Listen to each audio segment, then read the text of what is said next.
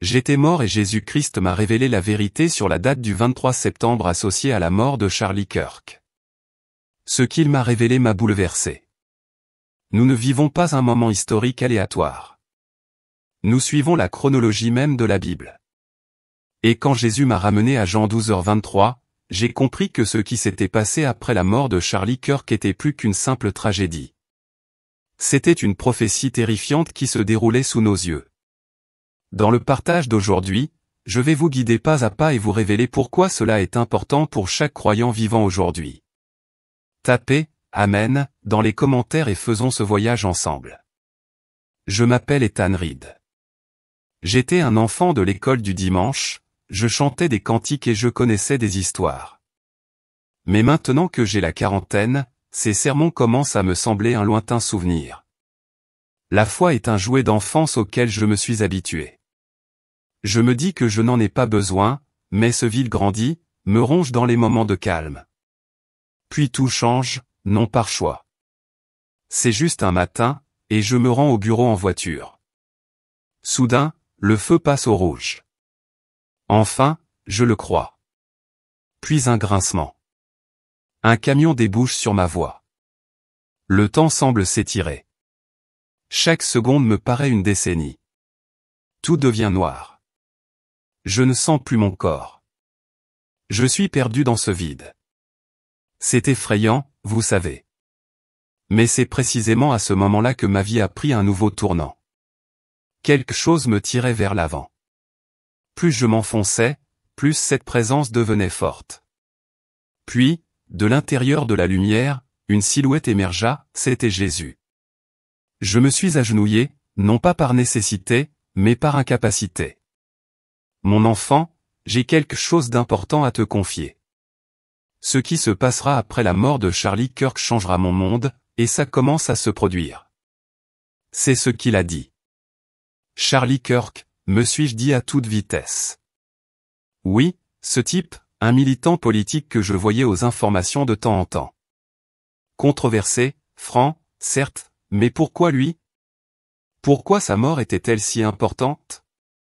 Je savais que quelque chose d'important se produisait, quelque chose à la fois terrifiant et glorieux. C'était comme se tenir au bord d'une falaise, sachant qu'on allait être témoin d'une vérité qui allait tout changer. Jésus agita la main et, en un instant, la scène changea. J'étais dans un autre lieu, à une autre époque. Il faisait jour. Le soleil brillait, mais l'air était lourd, tendu, comme s'il pouvait exploser à tout moment. La conférence de presse était bondée. Charlie Kirk se tenait à la tribune, la voix vibrante de passion, parlant de sa foi, de ses valeurs américaines, de ce qui le motivait. On sentait l'énergie dans la foule, certains hochant la tête, d'autres sceptiques. Puis c'est arrivé. Moi et tous les autres avons entendu une détonation assourdissante. C'était un coup de feu. Immédiatement, j'ai vu la foule sombrer dans le chaos, des cris perçant l'air. J'ai aperçu la silhouette du tireur, le regard glacial, son arme à la main, et Charlie Kirk. Il s'était effondré au sol. Son visage exprimait la stupeur, puis la paix, non pas la peur, mais une acceptation silencieuse. Ma poitrine s'est serrée. Les larmes me piquaient les yeux. La douleur, la perte, m'ont frappé comme un train de marchandises. Je détestais ça. La cruauté, la laideur de tout cela. C'était la vie d'un homme. Vous savez, qu'on soit d'accord ou non avec lui, c'était mal. J'avais envie de crier pour que ça cesse. Mais je n'étais qu'un témoin impuissant, témoin de cette tragédie. Immédiatement après cet instant de douleur atroce, une lumière éclatante a inondé la scène, engloutissant tout. De l'intérieur, des paroles sacrées ont gravé dans mon esprit.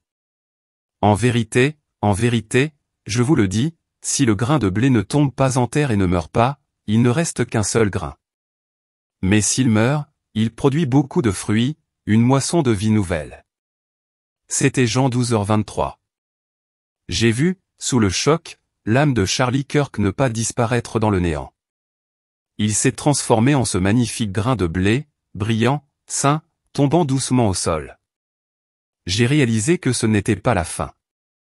C'était une semence, un sacrifice. Jésus avait utilisé cette métaphore pour sa propre mort. Et maintenant, elle advenait à travers quelqu'un d'autre, vivant et réel.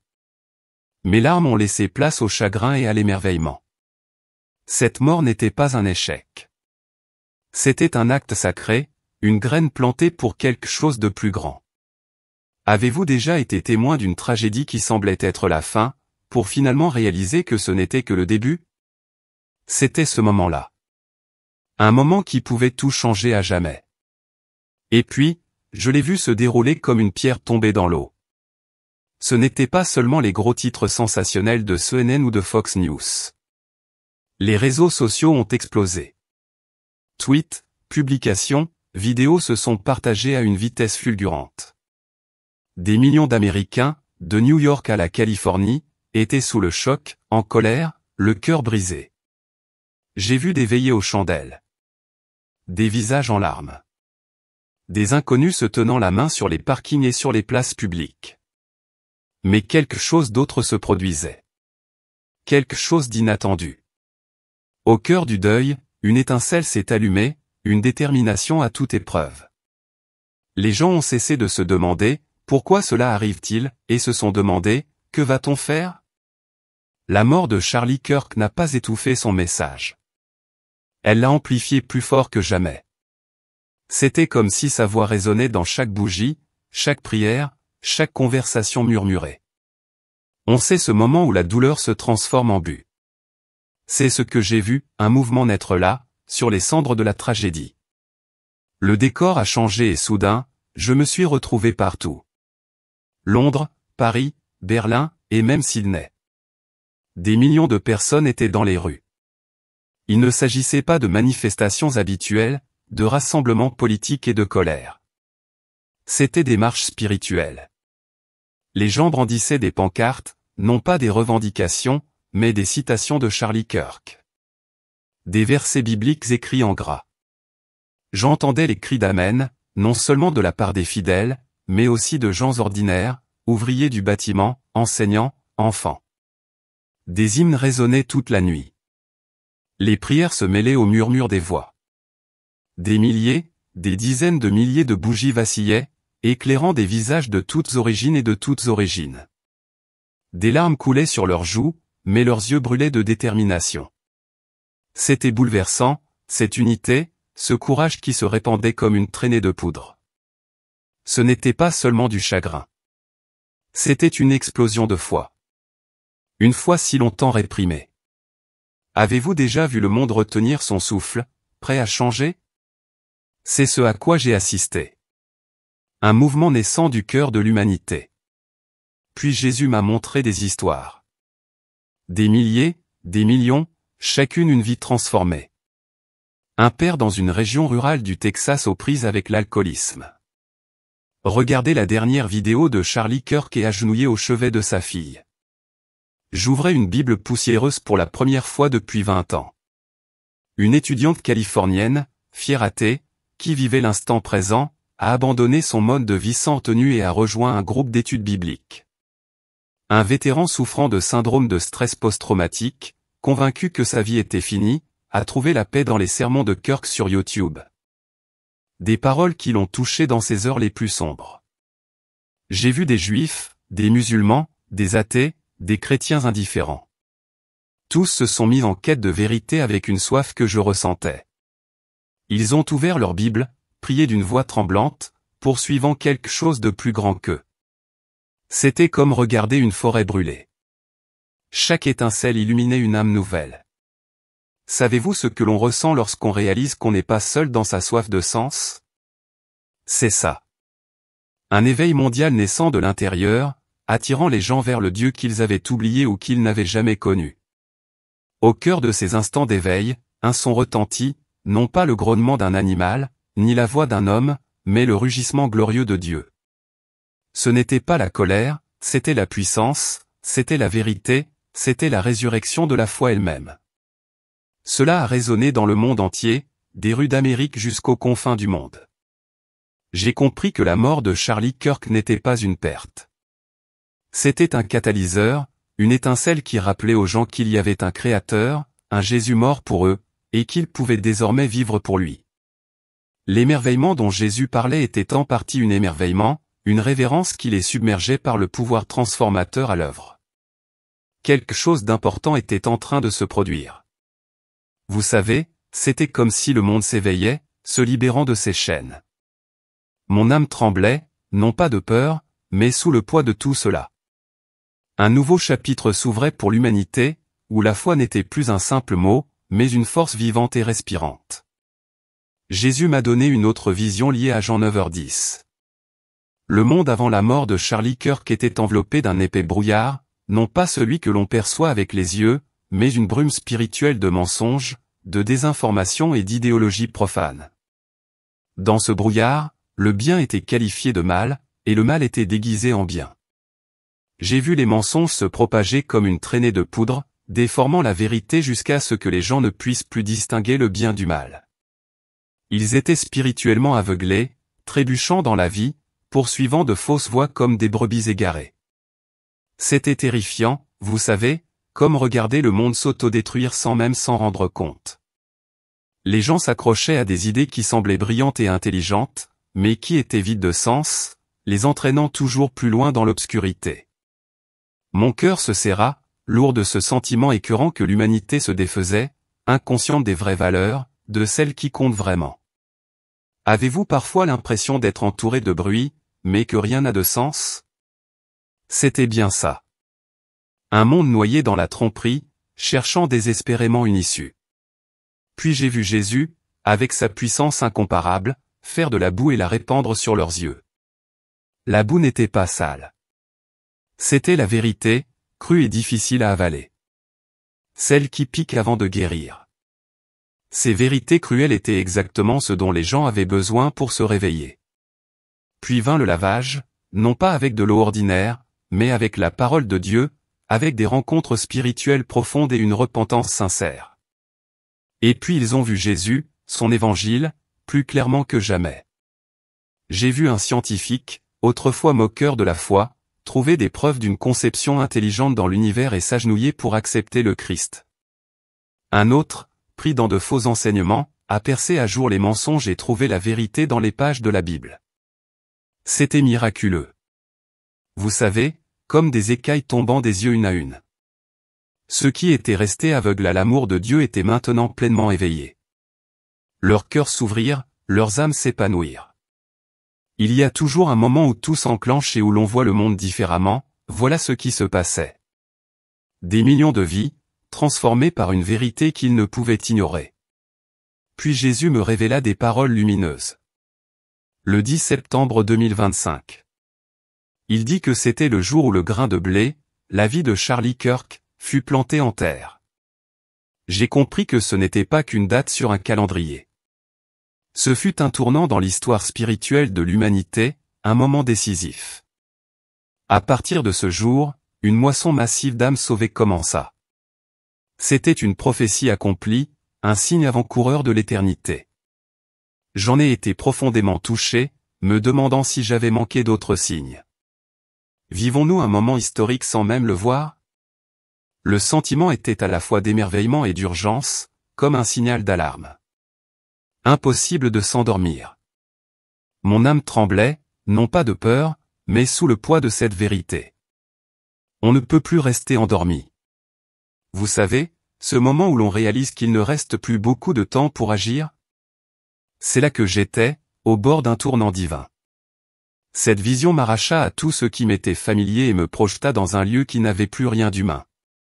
C'était un paysage de froid qui s'infiltrait jusqu'aux os, et une obscurité si épaisse qu'on aurait dit un être vivant. Dans ce vide, je distinguais des silhouettes voûtées, difformes, au visage tout tendant et en ombre. Leurs yeux étaient fins comme des couteaux, brillants et attentifs. Lorsqu'ils riaient, ce n'était pas tant un rire qu'un bruit de métal heurtant du métal dans une pièce vide. Un son résonna longtemps après la fin du moment.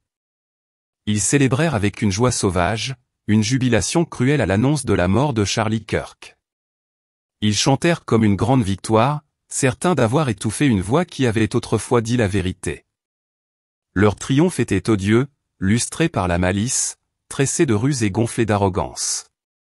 C'était comme une main se refermant sur la gorge du monde. Les observer n'était pas seulement effrayant. C'était une horreur viscérale, à vous retourner l'estomac et à vous donner la chair de poule. Avez-vous déjà aperçu quelque chose d'aussi dépravé que vos muscles aient envie de reculer? Voilà ce que c'était.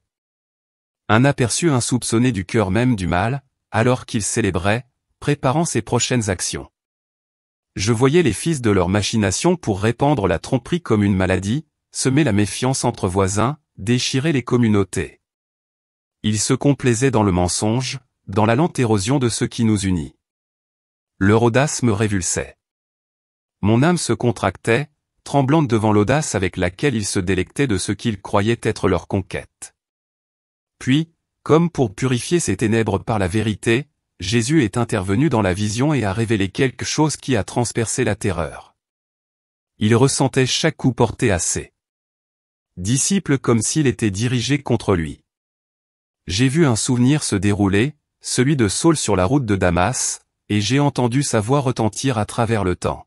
« Saul, Saul, pourquoi me persécutes-tu » Ce n'était pas une douce réprimande, mais le cri rauque d'un blessé.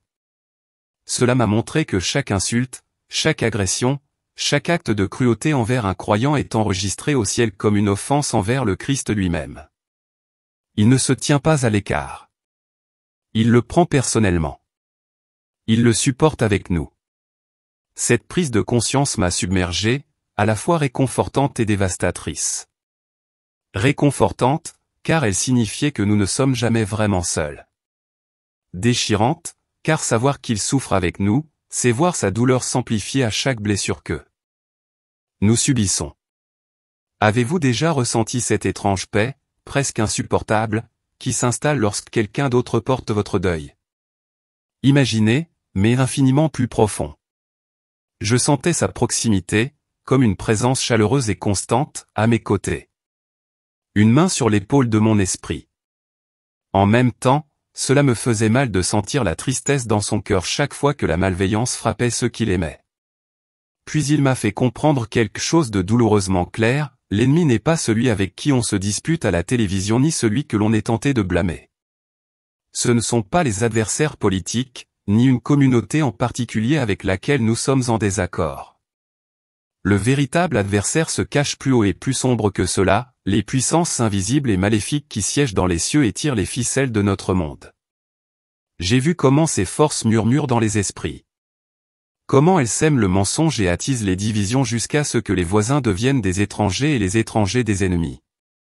Les gens étaient utilisés comme de simples pions dansant sur une musique qu'ils ne pouvaient même pas entendre.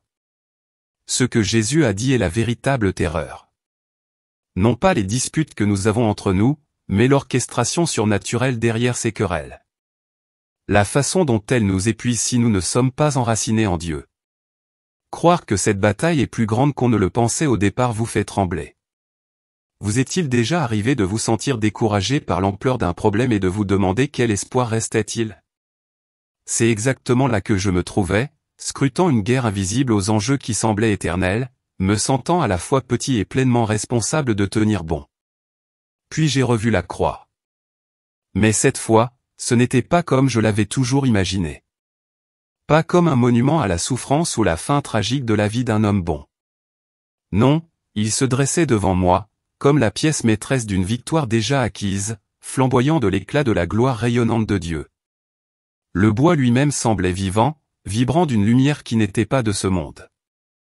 Je sentais la force pure de son pouvoir m'envahir tel un raz-de-marée, une puissance porteuse d'un pardon absolu auquel aucun péché ne pouvait résister. Et un amour si incommensurable qu'il se déversait sans fin, submergeant toute la création.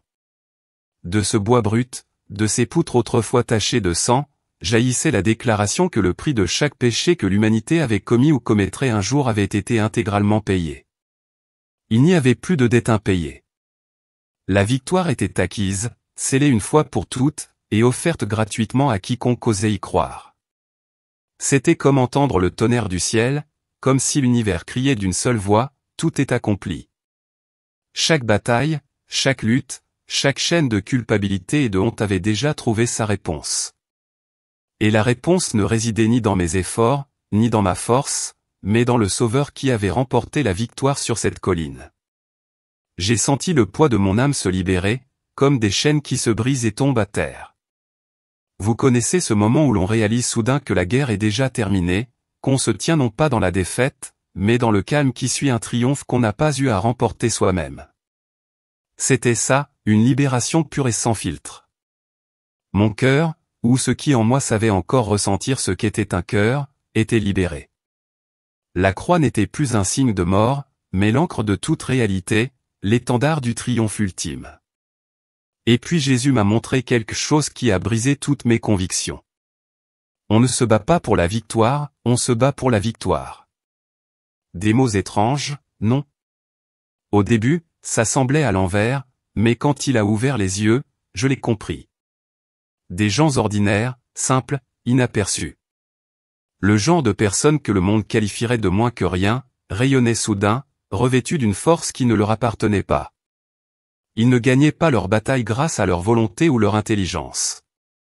Non, leur force venait de ce qu'ils vivaient en lui. Le Saint-Esprit les traversa tel un courant. Et grâce à cette puissance, ils repoussèrent les ombres, laissant la lumière divine pénétrer les recoins les plus sombres. C'est pourquoi, même après la mort de Charlie Kirk, un soulèvement s'éleva, que rien ne put arrêter. Ce n'était pas la passion humaine qui l'entretenait. C'était la puissance brute et incontrôlable du Tout-Puissant qui perçait la faiblesse humaine. Je la sentais résonner en moi comme si chaque nerf de mon être était illuminé par cette nouvelle vérité. Je n'étais plus fragile. Je n'étais plus le sceptique poursuivant des rêves vains, alimenté par les vapeurs de ma propre ambition. Non, j'étais fortifié, imprégné de quelque chose que je ne pourrais jamais obtenir. Avez-vous déjà ressenti ce sentiment, ce moment bouleversant où une force que vous ne méritiez pas vous est soudainement offerte? Comme si le ciel lui-même vous avait armé. C'était ça. C'était comme si Dieu se penchait vers vous et vous murmurait, vous n'êtes pas seul dans ce combat. La bataille est déjà gagnée, et la victoire m'appartient.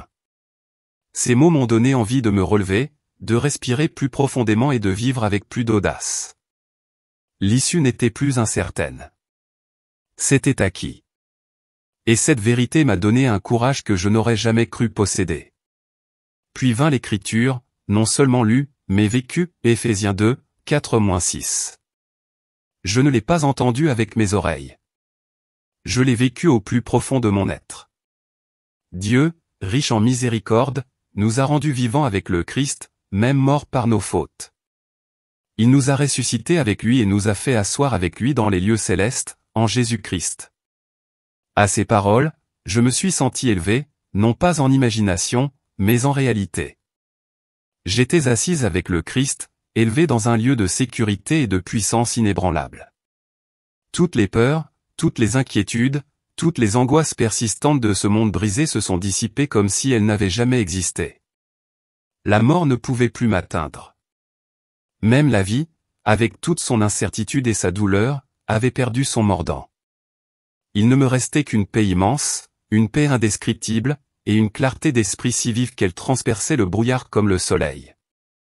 Je savais exactement pourquoi j'étais là, pourquoi mon âme existait, pourquoi un souffle avait pénétré mes poumons. Ce n'était pas une simple vision fugace, un instant onirique destiné à s'évanouir. Puis Jésus me révéla quelque chose pour la dernière fois, quelque chose que je n'avais jamais vraiment saisi durant toutes ces années de vie terrestre. Son amour n'était pas destiné à ceux qui se croyaient parfaits, sans tache ou justes. Il n'était pas réservé à ceux qui pensaient avoir tout sous contrôle. Non, son amour se déversait comme un fleuve sur les brisés, les parias, les oubliés, ceux que tout le monde rejetait, et même ceux que l'on considérait comme irrécupérables. J'ai eu des visions si vives qu'elles m'ont transpercé jusqu'au plus profond de moi-même. Je l'ai vu tenir dans ses bras un homme dont le corps tremblait violemment sous le poids de la toxicomanie. Et pourtant, le contact de Jésus l'apaisait comme un enfant dans les bras de son père. Je l'ai vu s'agenouiller près d'une prostituée dont le visage exprimait à la fois la honte et le rejet. Et il lui murmurait des mots de réconfort à l'oreille. Jusqu'à ce que ses larmes se transforment en lumière. Je l'ai même vu accorder son pardon à un meurtrier qui s'était enfin agenouillé en signe de repentir, levant le menton pour voir la miséricorde plutôt que la colère. Il n'y avait aucune accusation dans son regard, aucune colère, aucune ombre de condamnation, seulement de l'amour, pur, sans limite, implacable, un amour sans limite ni condition. Et à cet instant, ce fut comme si la vérité s'abattait sur mon cœur. Jésus n'était pas mort seulement pour l'humanité, dans un sens vague et lointain. Mais pour moi, pour mes échecs, mes regrets, ma vacuité, mon scepticisme et même les doutes que je m'efforçais tant de dissimuler. Son amour m'enveloppait si personnellement, si profondément que je ne pouvais plus me tenir debout dans mon orgueil. Cela m'a bouleversé de l'intérieur. Moi, la sceptique, la vagabonde, celle qui s'était toujours demandé, comment pouvais-je être autant aimé? Et pourtant, j'étais aimé. Des larmes ont coulé. Mais elles n'étaient pas nées du chagrin. Elles provenaient de quelque chose de plus grand, de sacré, car pour la première fois de ma vie, je me sentais vraiment vu, pleinement connu et aimé malgré tout ce que j'avais fait.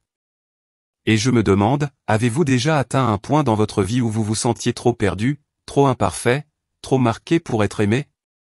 Ce moment où vous croyez avoir déjà franchi la ligne de non-retour. C'est précisément à ce moment-là qu'il se rapproche le plus. C'est à ce moment-là que sa grâce vous enveloppe d'une manière que vous ne pourriez jamais mériter, vous enveloppant d'un amour si puissant qu'il fait voler en éclats les chaînes les plus solides. Le poids de cet amour était écrasant. C'était comme si un barrage se brisait en moi, déversant un flot de miséricorde qui emportait des années de culpabilité, d'amertume et de honte. Puis sa voix s'éleva, non pas doucement cette fois, mais avec une force éternelle. Jésus parlait non seulement à moi, mais à toutes les âmes que j'avais connues, à tous les visages que j'avais croisés. Sa question résonna comme une cloche, résonnant dans chaque fibre de mon être.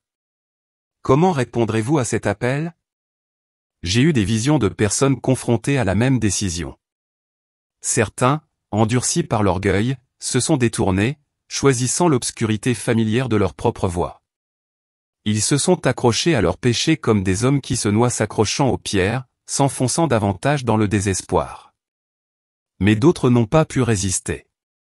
Ils tombèrent à genoux, les larmes aux yeux, les mains levées en signe d'abandon. Choisir la vie, choisir la voie de Dieu. L'urgence de cette situation pesait sur mon âme. Le poids de ce que signifiait naître de nouveau était plus que de simples paroles prononcées en chair.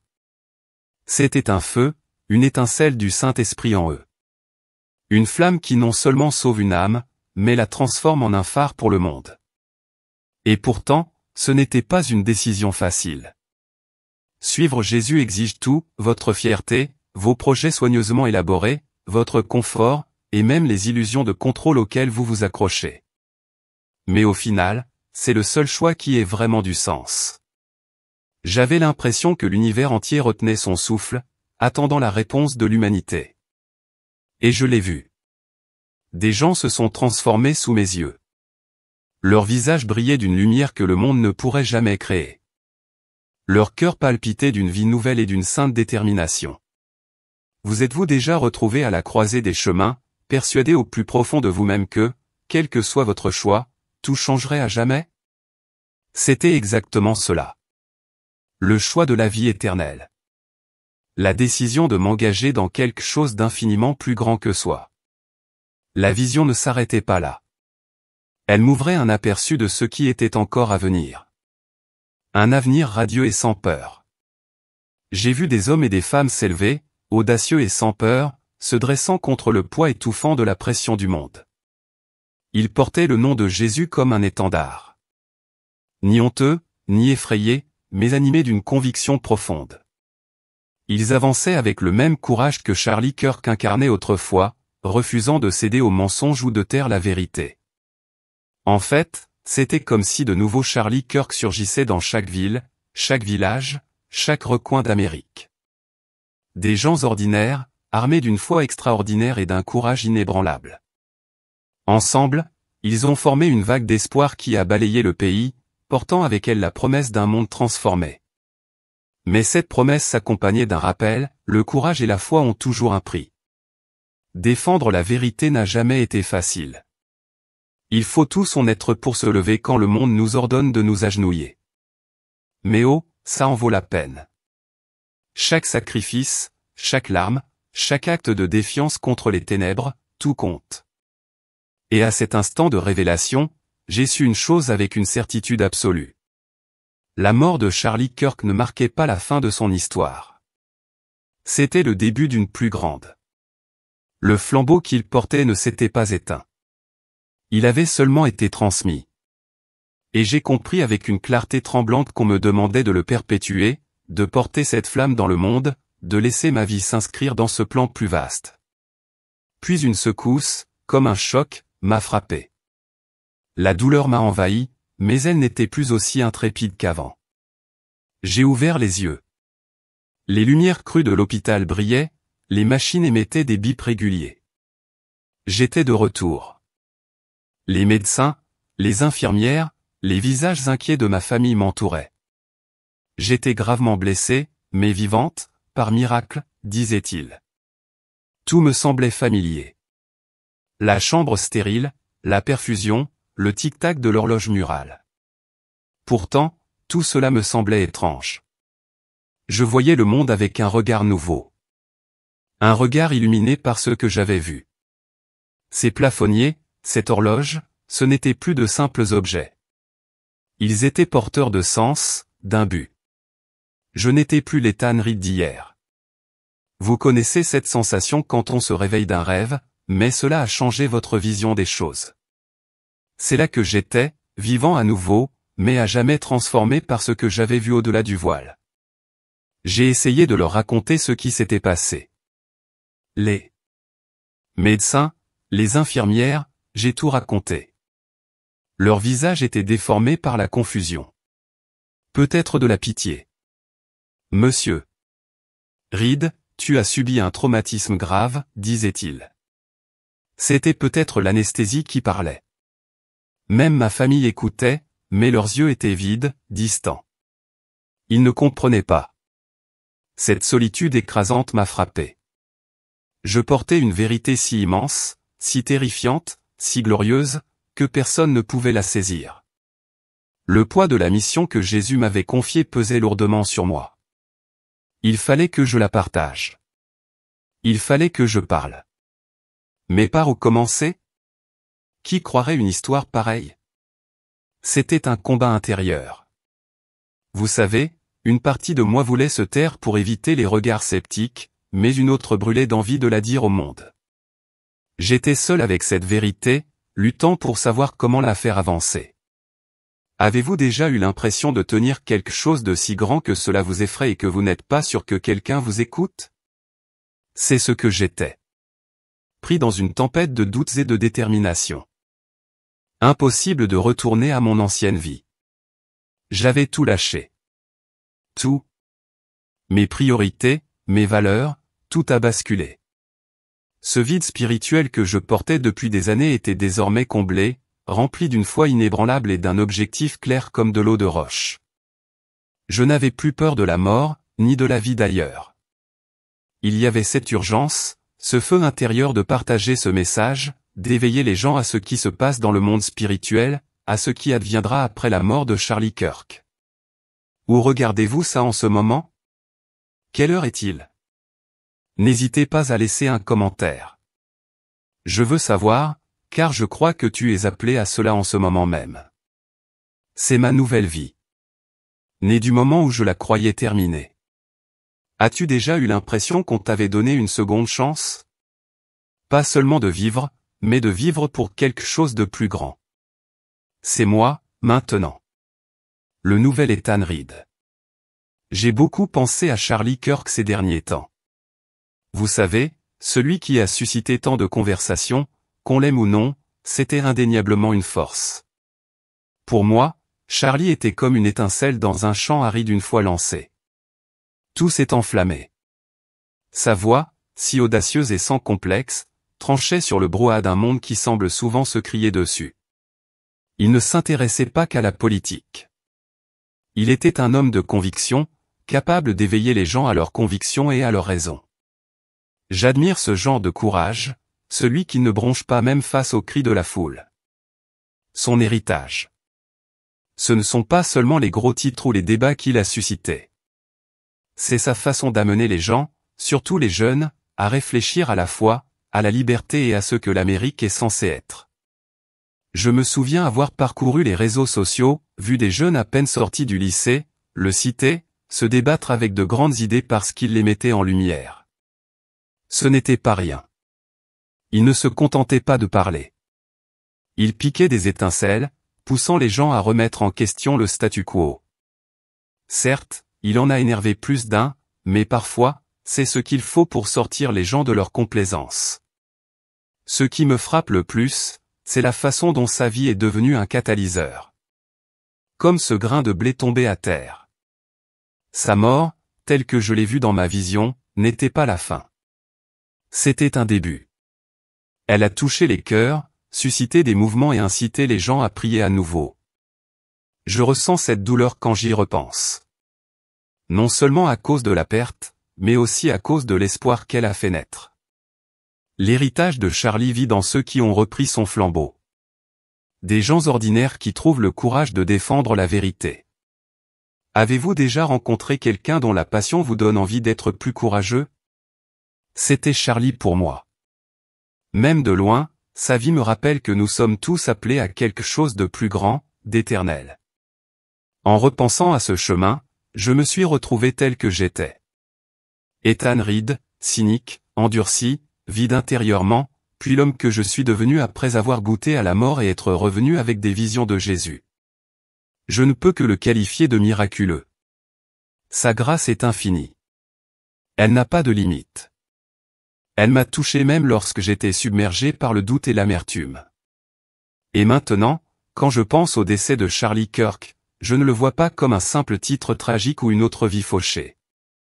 Non, je le vois comme un coup de trompette, un signal d'alarme pour cette génération, pour ce monde brisé. Sa mort nous réveille, nous rappelant quelque chose que nous nous efforçons tant d'ignorer. Nous ne vivons pas seulement dans une réalité physique. Un champ de bataille spirituel nous entoure chaque jour. Et sur ce champ de bataille, la vérité la plus importante a déjà été décidée. Jésus a gagné. Il a payé le prix ultime pour chaque âme, la vôtre et la mienne. Son amour ne faiblit pas quand nous trébuchons. Elle ne s'efface pas quand on doute. Et elle ne recule pas quand on s'éloigne. Elle demeure constante et inébranlable. J'ai trouvé une paix que je n'aurais jamais cru possible. Ni dans la richesse, ni dans la reconnaissance, ni dans les extases passagères que ce monde nous offre, mais dans sa vérité. Et laissez-moi vous dire, quand vous réalisez enfin ce qui compte vraiment, quand vous réalisez que tout ce que vous avez poursuivi n'était que de la fumée, tout bascule. Cette vérité que j'ai trouvée en lui maintient la vie quand tout le reste s'effondre. Je sais que mon histoire pourrait vous choquer. Je sais que certains d'entre vous pourraient la trouver excessive, voire incroyable. Mais s'il vous plaît, penchez-vous un instant. Vous n'êtes pas seul. Si vous avez déjà ressenti ce vide profond, ce vide rongeur, si vous avez cherché un sens et n'avez rien trouvé, écoutez-moi. Jésus vous attend. Il n'est pas distant. Il n'est pas froid. Ses bras sont grands ouverts, même maintenant. Tu n'as pas à craindre la route qui s'ouvre à toi. Même si tu es brisée ou incertaine, fais-lui confiance. Ose ouvrir ton cœur. Ce qu'on m'a montré n'était pas censé me terrifier. C'était censé réveiller l'espoir. Le véritable espoir. Celui qui ne s'éteint pas quand les circonstances changent. Celui qui vous porte à travers les nuits les plus sombres. Avez-vous déjà ressenti cette impulsion intérieure? Ce murmure qu'il y a plus dans la vie que ce que vous voyez? Ce désir que vous ne parvenez pas à nommer? C'est lui. C'est sa voix qui vous appelle vers le haut, vous invite à quelque chose de plus grand que vous-même. Et quand je vous regarde, quand j'imagine les yeux de ceux qui entendent mes mots, je vois un reflet de moi-même. Des yeux remplis de questions sans réponse. Des cœurs en quête de plus. Des âmes en quête de sens. C'est pourquoi je partage cette histoire. Nan est un sermon, mais comme un doux murmure, une invitation. Une invitation à entrer dans une foi plus profonde que jamais. Une foi qui ne change pas seulement vos dimanches, mais qui change tout. Votre but, votre paix, votre éternité. Je vous invite donc à le chercher. Il vous attend déjà. Il vous attend depuis plus longtemps que vous ne l'imaginez. Si ce témoignage vous touche, s'il suscite une pensée, s'il vous pousse, même légèrement, vers lui, ne l'ignorez pas, cliquez sur le bouton « S'abonner » et restez avec moi ici. Cet espace est le lieu où je continuerai à partager les visions, les témoignages, les rencontres que Dieu m'a confiées, les aperçus du paradis, mais aussi les avertissements de l'enfer. Ce ne sont pas seulement mes histoires, mais des messages pour que nous ouvrions tous les yeux sur la réalité du combat spirituel dans lequel nous sommes pris. Je souhaite que vous marchiez avec moi et avec cette communauté grandissante de chercheurs, dans notre quête commune de la vérité. Merci de m'accorder du temps, d'avoir ouvert ton cœur pour m'écouter. Que Dieu te bénisse abondamment et que sa lumière te guide vers la vérité.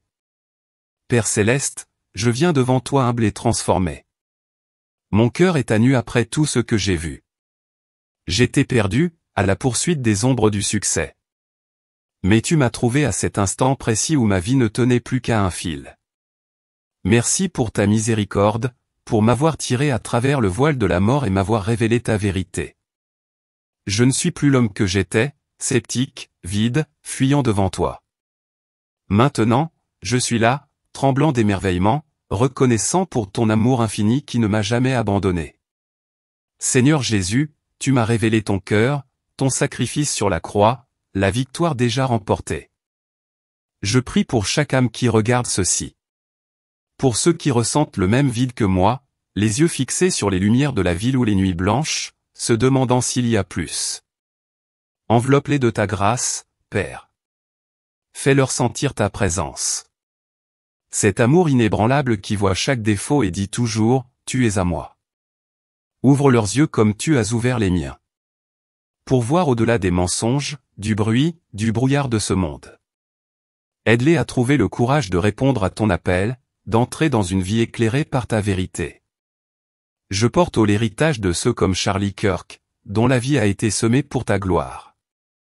Bénis les millions de personnes touchées par sa mort. Ceux qui tiennent des bougies, chantent des hymnes, te cherchent dans la douleur. Enflamme leur cœur de ton Esprit Saint. Seigneur, que ce réveil se propage des rues d'Amérique jusqu'aux recoins les plus reculés, jusqu'à ce que chaque âme entende ta voix. Protège-nous de l'ennemi invisible. Ces forces qui tissent mensonges et divisions. Arme-nous de ta force, et non de la nôtre, pour lutter avec ta victoire. Père, je prie pour ceux qui sont brisés, les toxicomanes, les exclus, ceux qui se croient trop loin. Montre-leur ton visage, tes yeux emplis de compassion, sans jugement. Fais-leur savoir que tu es mort pour eux aussi, et pour moi. Seigneur, donne-moi l'audace de partager ce message, de porter ce poids malgré les doutes des autres.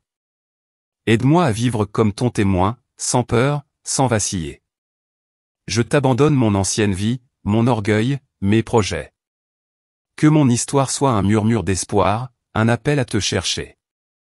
Puissions-nous tous nous élever comme ces nouvelles voies que tu m'as montrées pour faire briller ta lumière.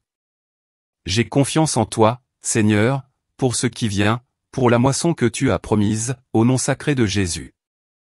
Amen.